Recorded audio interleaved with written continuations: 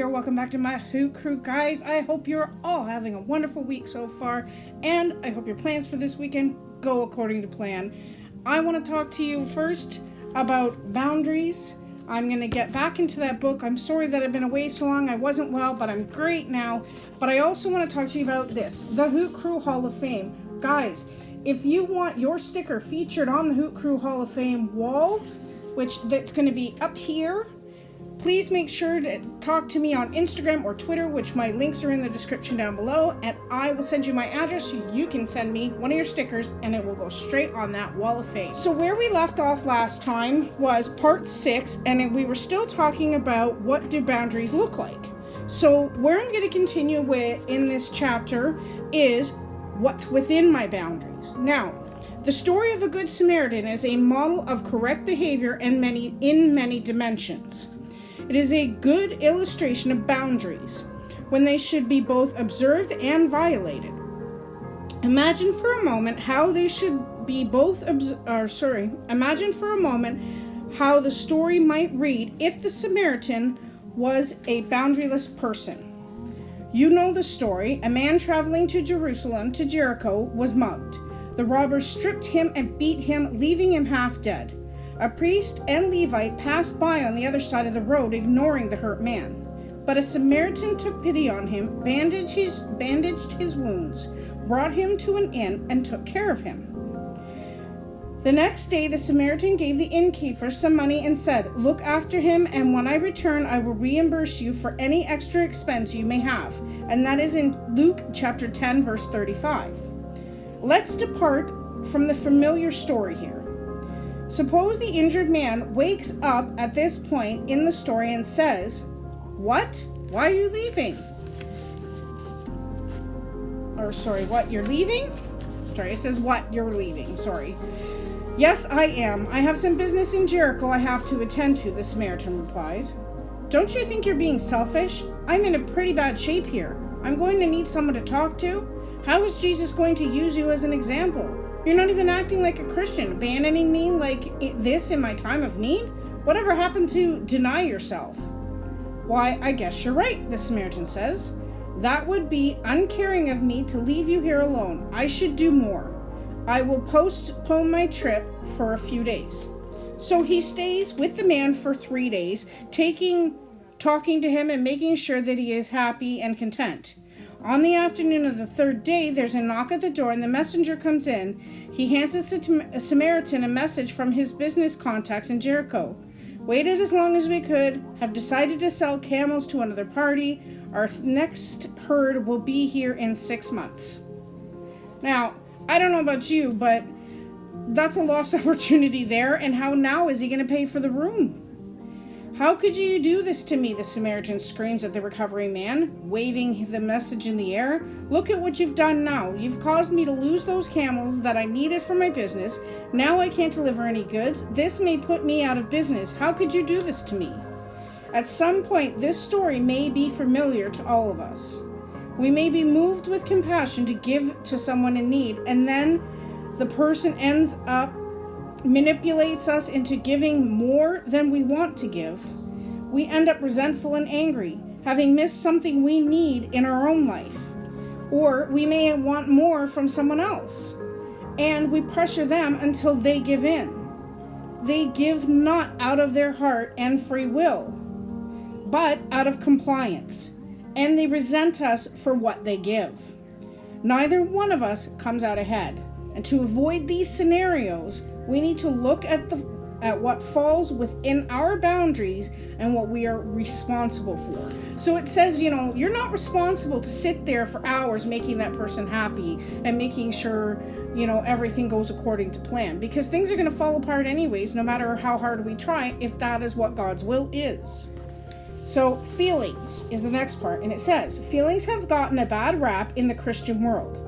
They have been called everything from unimportant to fleshy. At the same time, example after example shows how our feelings play an enormous role in our motivation and behavior. How many times have you seen people do ungodly things to one another because of hurt feelings? Or how many times have you had to be hospitalized for depression after years and years of trying to ignore the way they felt until they became suicidal. Feelings should neither be ignored nor placed in charge. The Bible says to own your feelings and be aware of them.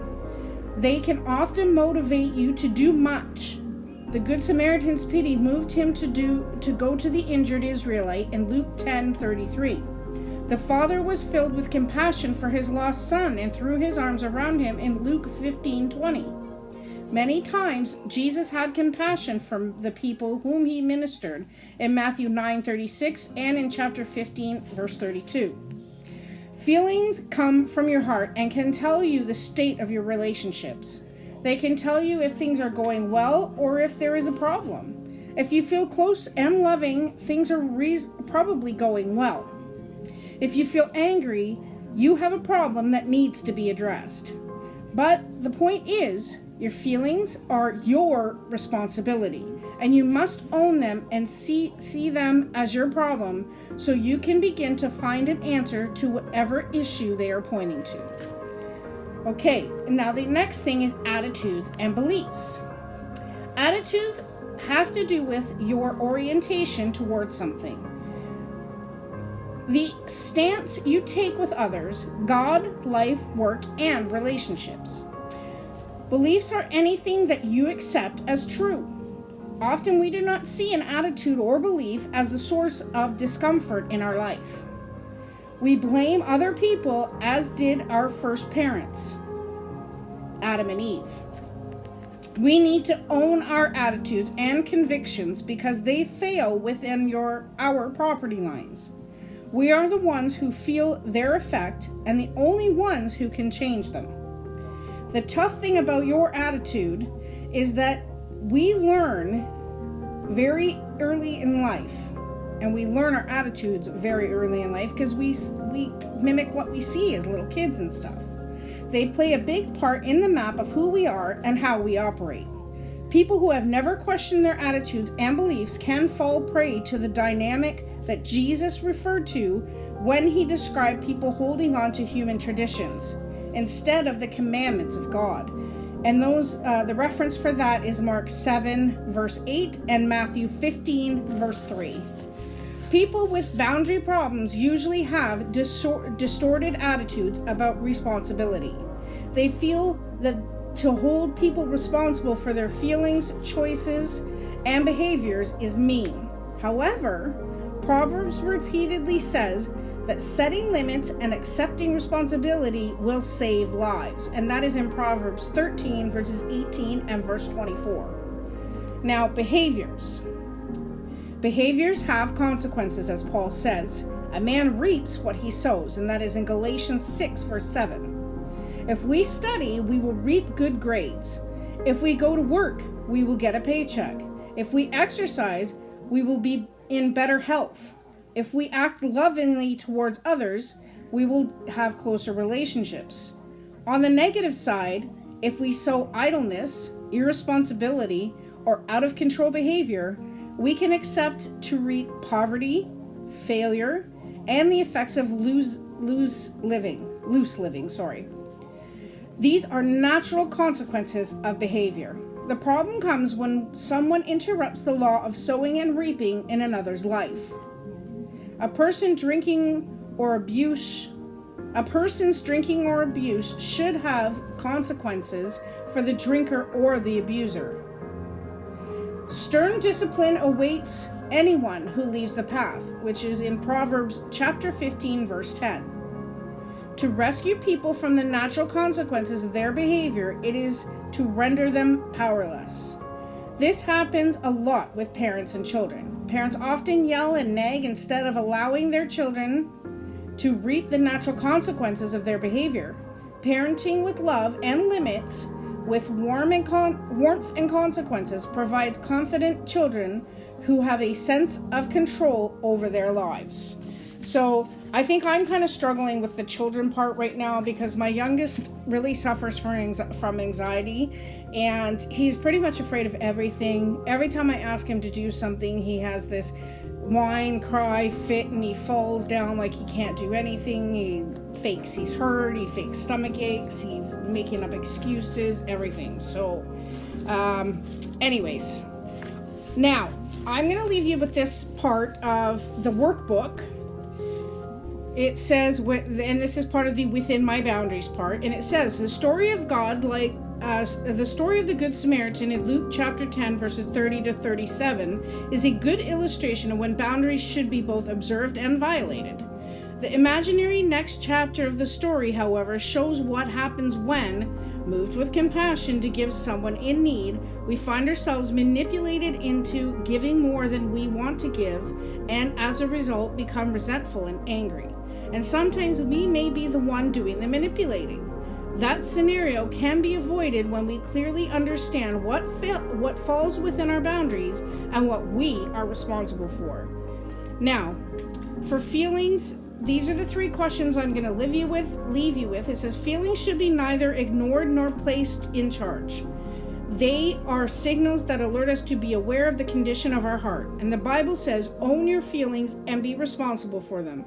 You must see them as your property so you can begin to find an answer to whatever issue they are pointing to. They can often motivate you to do much good. So the reference verses are Matthew 9, verse 36, chapter 15, verse 32, Luke 10, 33, and Luke 15, verse 20. So here is the question. What do you tend to do with your feelings? Ignore them or let them be in charge? Why do you think you responded in that way? So talk to yourself and figure out some scenarios where you've gotten angry at someone and go back to the beginning of the conversation. Say, okay, could that have gone differently? Should I put up a different boundary? Should I have said yes? Should I have said no? Where's the limit?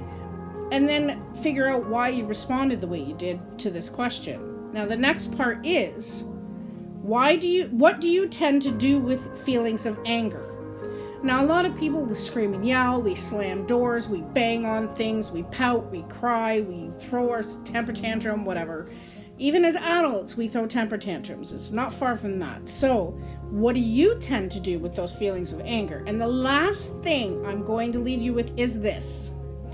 If you are nursing any feelings of anger right now, what problem that needs to be addressed are they pointing you toward? And what will you do about that problem? So I'm going to leave you with that because you may, right now, as you're watching this, have been arguing with your kid, your parents, your friends, your husband, a co-worker, whatever.